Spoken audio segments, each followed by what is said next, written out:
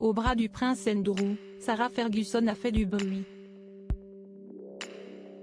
Aux côtés du prince Charles, Lady Diana s'est imposée comme la princesse des cœurs.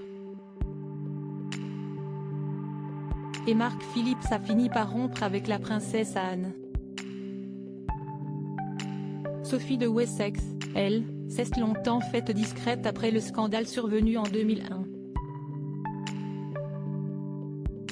Mariée au prince Édouard depuis 1999, la comtesse ne fait désormais aucun faux pas lors de ses apparitions officielles, comme ce lundi 28 novembre. Engagée contre les violences sexuelles dans les conflits, la mère de Louise et James Mountbatten-Windsor a tenu un discours particulièrement poignant lors d'une conférence de prévention qui s'est tenue à Londres, rapporte le magazine Hello, ce même jour. Lors de sa prise de parole, la belle-sœur du roi Charles III s'est confiée sur la récente visite de l'hôpital de Panzi, en République démocratique du Congo, l'une des plus étonnantes. Sur place, elle y a rencontré des survivants de la violence sexuelle et sexiste dans le but de briser la stigmatisation dont ils font l'objet. Un sujet qui tient à cœur à la comtesse qui fait campagne depuis de nombreuses années. Elle s'est ainsi rendue dans des pays tels que le Kosovo, le Liban, le Sud-Soudan et la Sierra Leone pour rencontrer des femmes qui œuvrent pour la paix et des survivantes de violences sexuelles.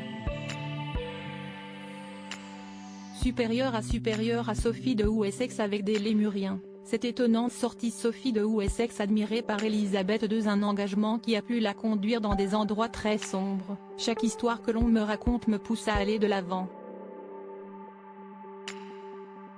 Je me sens obligée de dire aux gens que cela se passe, si est à eux de raconter leur histoire et je les soutiens. Celle que la reine Elisabeth II considérait comme la seconde fille qu'elle n'avait jamais eue, a su conquérir le cœur des Anglais. La reine a aussi admiré sa bru pour sa capacité à supporter son fils Edward, un homme très erratique et imbu de sa position, souligne Mark Roche à Gala. Fr. Mais il en faut plus au roi Charles III pour lui offrir le titre qu'elle aurait convoité avec le prince Edward, celui de duc d'Édimbourg.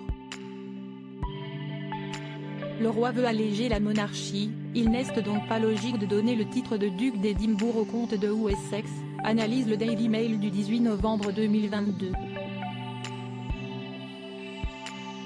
Le comte et la comtesse de Wessex ne seront donc jamais ducs et duchesses, mais le souverain leur a accordé la régence. Crédit photo, agence.